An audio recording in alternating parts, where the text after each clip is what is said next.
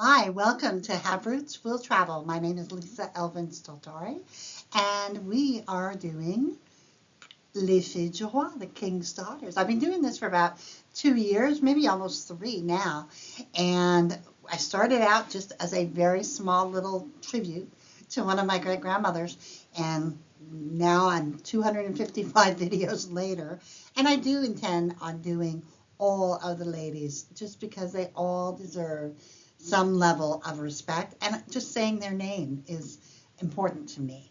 So follow along with me as I go through Les Filles du Roi. But before we begin, let me show you ways you can support the channel. The first three keep you in the know. Subscribe, like, and notify. The next three are ways to help the channel grow. We have Coffee and Patreon, which are external platforms where you can donate money. And there's also a super thanks on your dashboard in the in the YouTube panel. And then, of course, on my website, Have Roots Will Travel, there's a PayPal button for donations as well. And also, don't forget, on the Have Roots Will Travel website, you can go and get the index and find the videos that you really want to see, because I've done them all in numeric and alphabetical order. So check that out. Let's get started and get to know episode 255.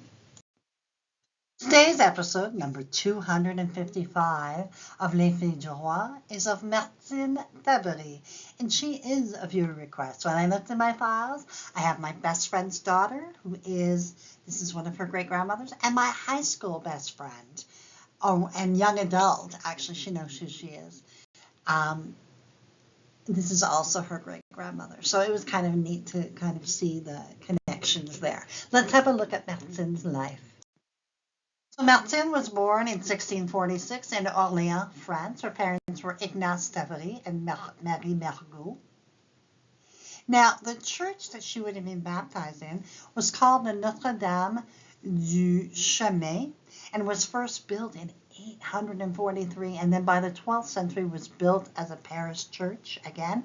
It was destroyed and rebuilt in both 1428 and 1562. Then we redid it in 1617, and then by 1791 it was sold and then destroyed. So I only have this little tiny picture of where it would have been in relationship, so I had to look in the history of this place. So really remarkable place.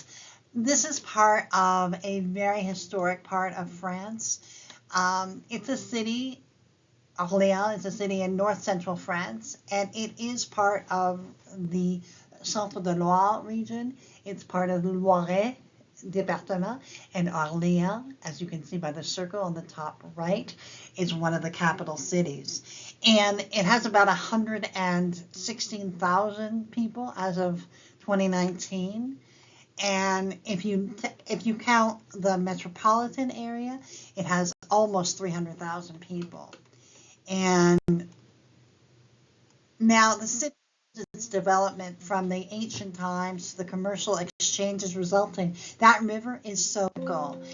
And it was the headquarters of a community of merchants who kind of created the Loire and the Loire Valley and the richness of it. It was the capital of the Kingdom of France during the Merovingian period, and played an important role in the Hundred Years' War, particularly known for the role of Joan of Arc during the siege of Orléans.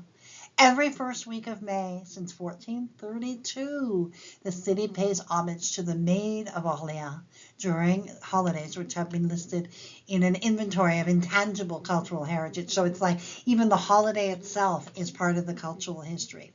One of Europe's oldest universities was created in 1306 here by Pope Clement V and refounded in 1966 as the Université of Orléans.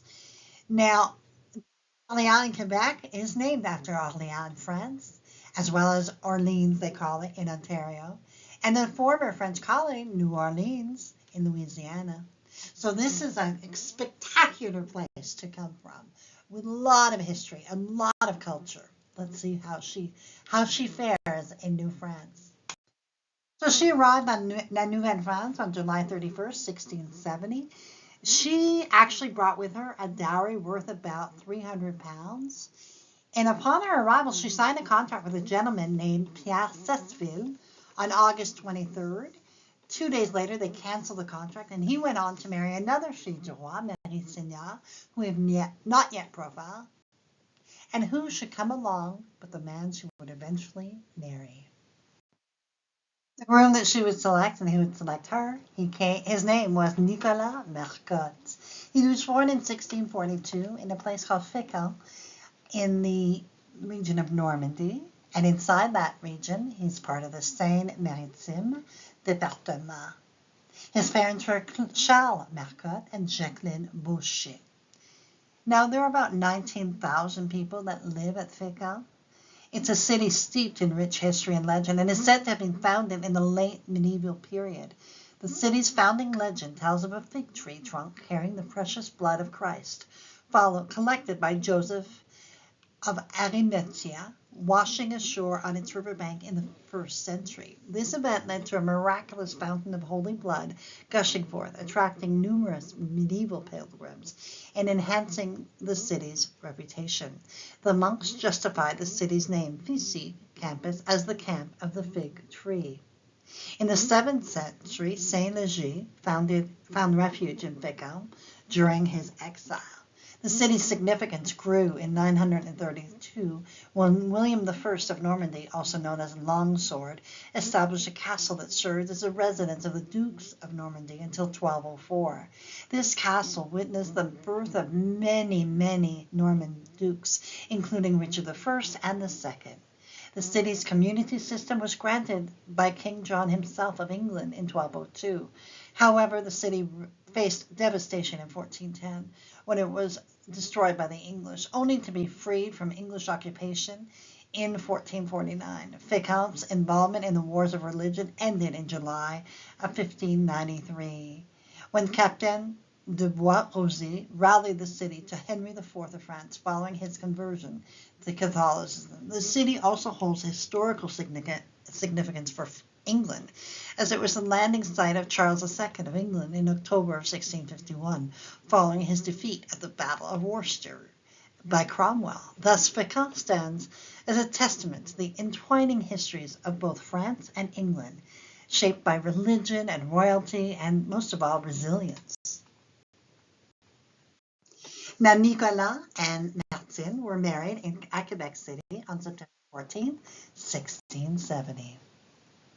Jaques and Martine settled right on the border of Pointe-aux-Écureuils and Neuville. So I'm going to talk a little bit about les écureuils, which means, of course, the squirrels. Some people believe the city was named after Donau, a 16th century St. Lawrence Iroquois chief who was taken to France. The chief lived further down river in Stadacona. It was actually named after the first paper mill erected at the mouth of the Jacques Cartier River, the Donnacona Paper Limited. It was located where the Jacques Cartier River meets the St. Lawrence River. Prior to the chartering of Donnacona as a town in 1915, the area was named Pointe-aux-Écureuils. So that's what you have to know. I visited Donnacona. We had dinner there this past summer. Lovely little town. Absolutely lovely. The history of les écureuils, Pointe-aux-Écureuils, and then Donnacona, starts with Jean Talon granting the land and formed the seigneurie of les écureuils to Toussaint Toupin, who du Saut à la Pousse. His son Jean, who inherited the seigneurie, became known as Jean Toupin du Saut. Eventually, they would just be known as du Saut, which is a very common French name. A New France seigneurie existed under the name of les écureuils as a surrounding rural parish prior to its final merging with Donnacona in 1967. They would have 6 children. Marie would marry Pierre Lefebvre and have 9 children, 8 of whom would make it to adulthood. Elisabeth married first Maître Robert and had 6 children, 4 of whom made it to adulthood. Marie married Joseph Grégoire and had 3 children, all of whom made it to adulthood. She then married Bernard Delaunay and had 6 children, and all of them survived, with 5 leaving descendants. We have Jean-Baptiste, who passed away at the age of 10 years of age.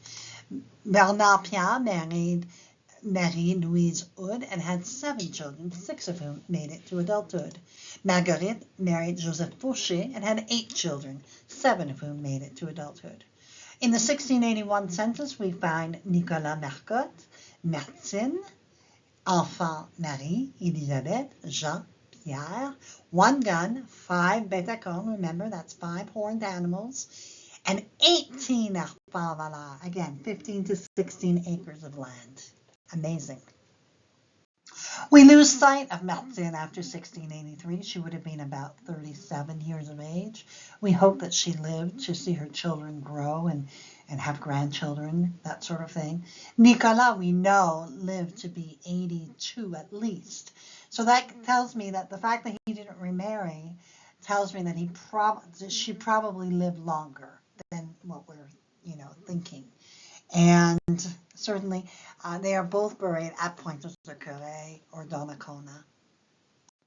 Now, Nicolas had a brother named Jaques Mercotte.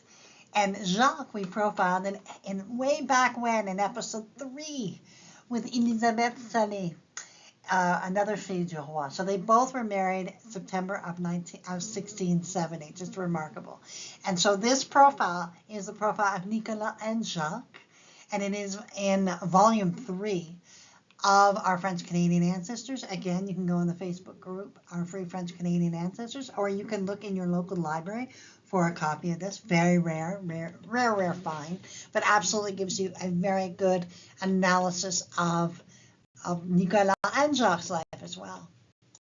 And as befits, such a family of such origin, they do have a fabulous association, Association des Familles Mercotte, and I have provided the link for those of you who want to explore your family connections.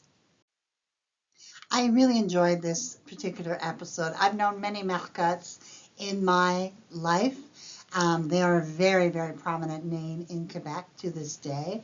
And knowing that she was one of the original matriarchs of that clan really impressed me very much to study her and see all that she did. And the fact that they were in a place called Les Écureuils and really kind of creating their own little world, I think spoke to me as well. So I want to thank Martine for her contribution to the New France and that region in particular. She was one of the first, and we are very grateful. And all the Mercottes in Quebec and who knows where. I'd love to find out Mercottes in other places. I bet you there's some in Wisconsin. I have this feeling. So we want to thank Martine for her dedication and her contribution most of all. And we bless her memory. Thank you, Martine. And I also want to say thank you to my patrons, supporters, and viewers. You are truly the wind beneath my wings. I say it once, and I've said it many times.